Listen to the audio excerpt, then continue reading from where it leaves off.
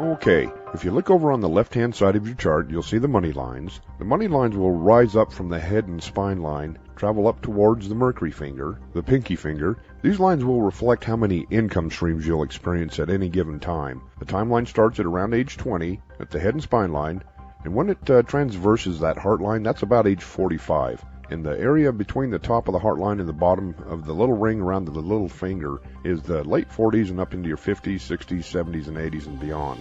There's a timeline that runs up through that. Now, these are any income streams from jobs you have or spouse's jobs, investments, inheritance, or any money that comes into your household. And you've got to count student loans, anything that increases your income into your household. Later on, we'll show you how to correlate these lines with achievement lines and the fate line. So it looks like from age 20 to 55, there's 2 lines, 2 income streams. Then from 55 to 69, there's 3 lines. And then from 69 on up into your 80s, there's 2 lines, 2 income streams. All right, moving on to your relationship and marriage lines. That area just above the flirt lines, just below the bottom ring of that mercury or that little finger, are your relationships and your marriages. These horizontal lines sit between the top of the heart line and the bottom of the ring on that little finger. There's a timeline there, and you divide these up into 3 sections. Now, coming up from the bottom, that first section is your 20s and 30s, middle section is your 40s and 50s, and that third section is 60 and above. You'll read those lines beginning from the back of the hand, which is the start of the relationship or the marriage, towards the palm, which is later on. The lighter lines will be relationship lines, and the darker ones, the more prominent lines, will stand out and have a great density and color to them, reflect your marriages. Okay, now as we take a look at the horizontal lines on the edge of your hand, and that first marriage, you can see it very slightly there, because usually when they're just like 3-4 years old, the lines just kind of barely show up, but you can see that line down there. And then that second marriage, you come up, and you can see the line, and you can tell that there's a lot of breaks in the line, and it's kind of a double line that goes along there, which is a good indicator of a very contentious marriage. And the line's a little bit lighter, and you can see where it have breaks in it. Now, above that, you've got another marriage line, and it's a very strong marriage line. It's a nice, deep, dark color, a very kind and loving marriage. It has very positive lines that come up off the top of the line. Very strong marriage. And then we don't see anything after that. Now, in order to see a timeline on that, we go over to the left hand and we look on that fate line for little Y's that branch off of there. And you've got a couple of little Y's right there. You've got one right around age 66 and one around age 69. And what these are chances to marry. Because we're the masters of our own fate. We don't always have to take those chances, but it shows a couple little chances right there. Those little Y's. Very good relationship line, good marriage line. Now the children lines come down vertically from the bottom of that ring around the mercury finger, and you count them from the inside of your palm to the outer edge. And these can be biological children, stepchildren, adopted, godchildren, or nieces and nephews. Any child that you build a strong bond with. Now as we take a look at the vertical lines coming down from that bottom ring around the pinky or the mercury finger, we see 3 vertical lines that represent children. And I don't see any other lines there, other than there's a little gap, and then there's some grandchildren lines back behind that. But there are 3 very robust lines. Looks like a good bond with those children. The first thing you need to know is that your left hand is your past. Your right hand is your present and future. It does not matter what your dominant hand is. Most of the work we do is on the right hand. Sometimes we'll reference that left hand. Before we get started, let me give you a little insight about palmistry and how the lines and markings are named. It's about 2,000 or 3,000 years old. Some say it's even a little bit older than that. And they've gone through and they've named all the fingers in certain sections of the hand with names of Greek gods and goddesses, or with astrological names. So that index finger is the Jupiter finger. The middle finger or business finger is the Saturn finger. The ring finger is the Sun finger. Some like to call it the Apollo finger or the finger of Apollo. The little or the pinky finger is the Mercury finger. That section there between the head and the heart line is called the Mars area. Another important area is the base of the thumb, that little fat pad. It's the Mount of Venus, the goddess of love. This will reflect your sexual libido. It also shows how well you're hydrated. You want to see a little fat pad there so tight you can hardly pinch or pick up the skin. And you look to be quite dehydrated. You can go online and see how much water you need for your height and weight. Okay, look down there on your chart where it says palm shape. The shape of your palm is your most important talent, and it looks like you have a square palm, which means you're athletic, you're active, you're practical. Sitting at a desk really is not your thing. Okay, look in the upper right-hand corner of your chart, and this is your fingertip shapes. They reveal your personality type. And you have round fingertips, meaning you're intuitive, quick, compassionate. You should actually be in the health field. Okay, now the length of your fingers in relationship to the length of your palm and other fingers are your talents, what you're good at. Long fingers mean one thing, short fingers mean another. No one gets shorted. Everyone has their own unique talents. Nothing is good or bad. They all have their good qualities. Let's start with the thumb. You have a short thumb. It means you work well with numbers. They come easy to you. You remember phone numbers, dates, anything that deals with numbers. A lot of accountants and mathematicians have short thumbs. Alright, moving on to the Jupiter finger, that is your index finger. You have a long index finger, which means you have a great sales ability.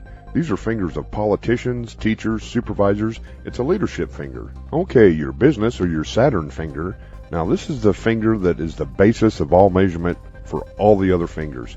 It should be almost as long as your palm. And you have a short Saturn finger, meaning you're compassionate. You're very concerned with social issues. You'll give away the store because you're more concerned about your fellow man than you are the bottom line. As a business owner, you need to seek the help of others that have knowledge and experience in business matters. Now, the ring finger, or the sun finger, some call it the finger of Apollo, is your creative finger. It represents your right brain. And you have a short sun finger, which means you're practical, systematic, and organized. Finally, your pinky finger, or your Mercury finger. This is your scholarly finger and represents your left brain. And you have a short Mercury finger. It means you're a hands-on person. You're active. You get things done. Okay, let's start with the lines and markings on the palm of your right hand. Look on your chart and find the heart line. It's the top horizontal line just under the fingers. Now follow the heart line to the end just underneath that Mercury finger, or that pinky finger. Those are your flirt lines, the little tassels on the end of the heart line. That's a good indicator of how well you interact with others. And you've got some really good tassels there, some good flirt lines.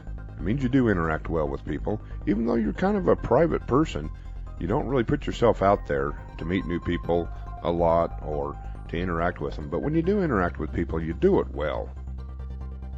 Okay, we're going to shoot over here to the heart line. The heart line is the horizontal line at the top of the palm. It's just below the fingers and tells us about your emotional state and the physical health of your heart. And you have a curved heart line. It means you're loving and caring, very compassionate person. Now, your heart line also reflects the health of your heart. You want a nice, clean, consistent line without breaks or little islands on it. If you have these markings, that can indicate a little bit of stress on that heart. Now, as we take a look at your heart line as far as their heart health, it actually looks really good. It goes along nice and consistent. You don't see any big breaks in the heart line or big islands or anything like that. You do have a few little what we call triangles underneath, which could indicate a little bit of heart stress. But we'll look in that spine line here in a minute too to see if maybe that's not a contributing factor. And I'm sure with the contentious marriage that you've had over the years, that could definitely be a contributing factor to that also. But for the most part, that heart line actually looks really good, really healthy. Now, I'll tell you how to double check that line if there's anything serious. You want to look at the edge of your fingernails. And if you have any kind of a steep roundness to them, or what we call clubbing, especially if they grow over the end of the fingertip, then you want to look at the nail beds. There should be a nice pink color underneath that nail bed. You don't want any kind of blue or bluish tinge. Because if you do have kind of a bluish tinge to that, it means you're not getting the blood flow or the oxygen to the extremities. It means that your heart's actually working a lot harder than it should be. And if you have any of these indicators, you probably want to get a hold of your doctor and have them take a look at your heart. Alright, moving on to the sixth sense. The sixth sense is your intuition. It shows up as a nice little mound just under that index or that Jupiter finger on the right hand. And you want to see that nice little fat pad there. It's called the Mound of Jupiter. Now, as we take a look at the Mound of Jupiter on your hand, just under your index finger, you actually have a pretty robust Mound of Jupiter. You got a nice little fat pad right there.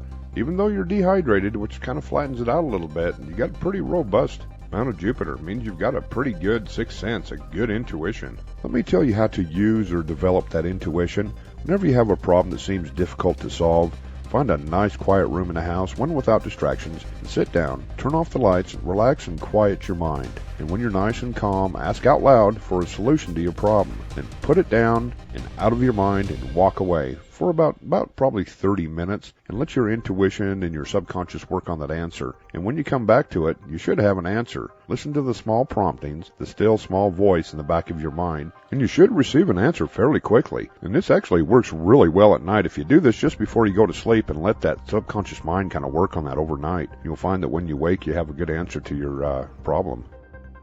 Okay, on to the headline. The headline is the horizontal line that spans across the middle of your palm. It sits just below that heart line, and if you look on your chart there, it starts in between the thumb and index finger, and it ends towards the edge of the palm just underneath that mercury finger.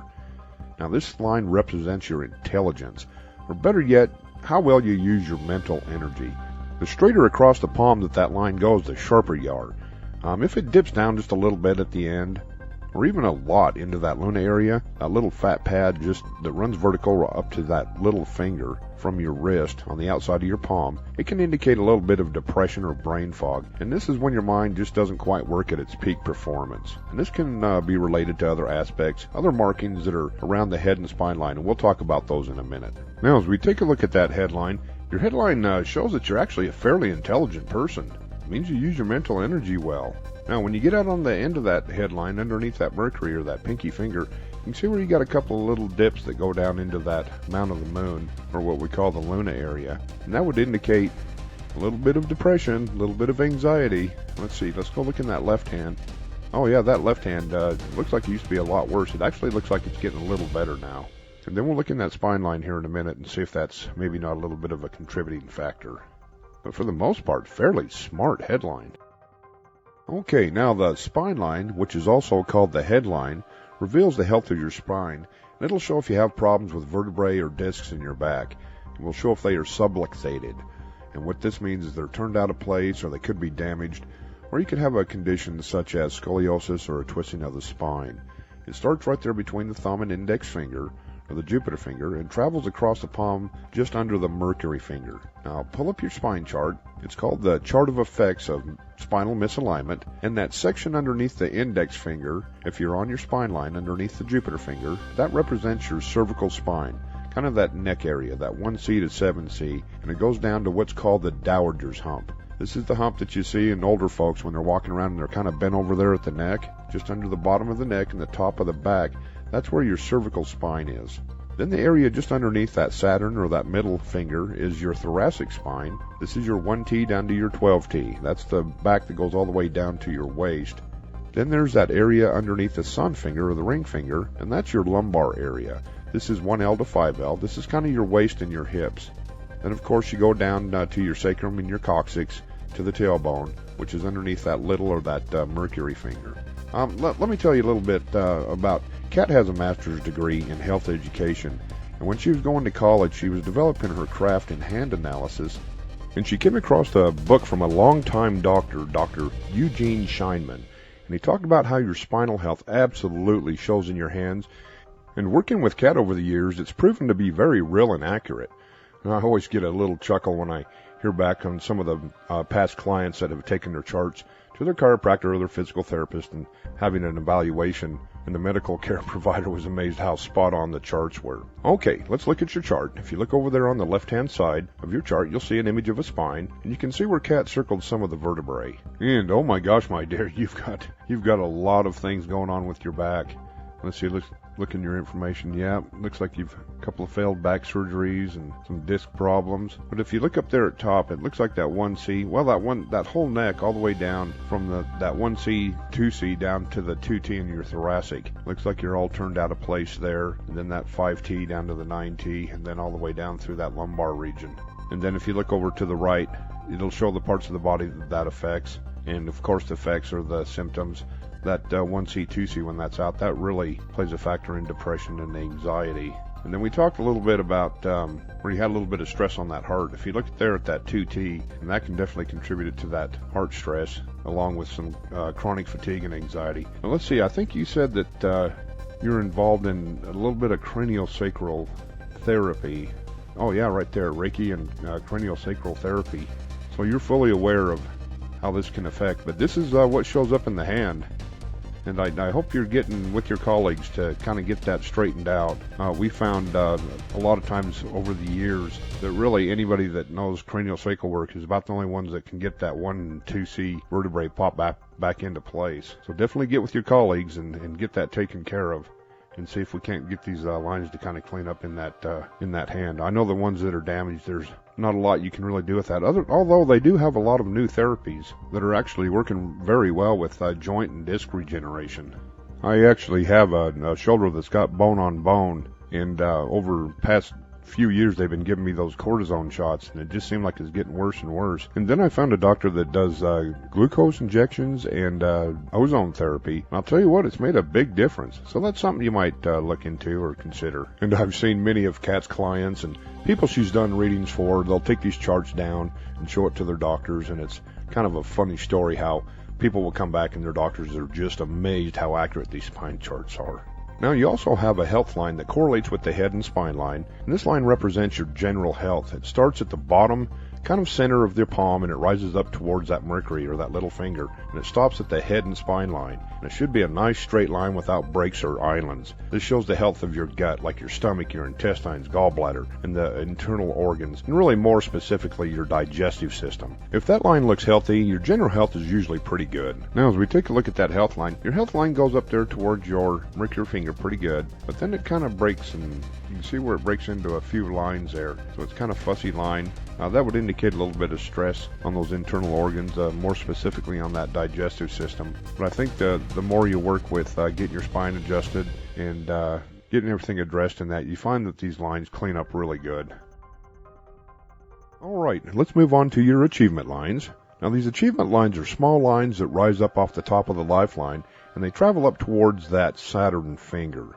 The small lines represent your achievements, your successes, all of your wins in life, like graduating high school or graduating college also, marriages, having children, getting a new job, a promotion, coming into money, any type of thing, like winning awards, anything that's a win in life. Now, these rise off the top of the lifeline until you're around age 40, and then right there at the bottom, it kind of moves to the inside of that lifeline where they rise up. Let's look at what ages your achievements are. That will be on the top of your chart up there towards the left-hand side of your chart, and you have achievements at these ages, and oh my gosh, you've got a lot of achievements throughout your life. So let's just go ahead and go through them and list them. So you have an achievement at age 14, at age 17, 21 is a really good one. We've got it circled there. And then 24, 27, 33, and then 35 and 39 are really good ones. We have them circled.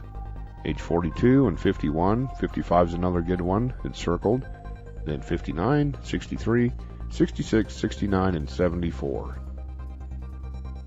Okay, we're going to move on to your fate line. The fate line, this is in your right hand only, reflects changes in your lifestyle or career, and they're really actually kind of interconnected. There's a timeline that starts at the bottom of the palm. It's right there right around the wrist, which is your younger years, and it travels up towards the middle Saturn finger for your later years. Now, whenever there's a break in that line, it will show a change in your lifestyle or career, and if you have more than one line, that depicts additional responsibilities like another job or taking care of someone or something like an intense hobby or maybe even a cause that you're a part of.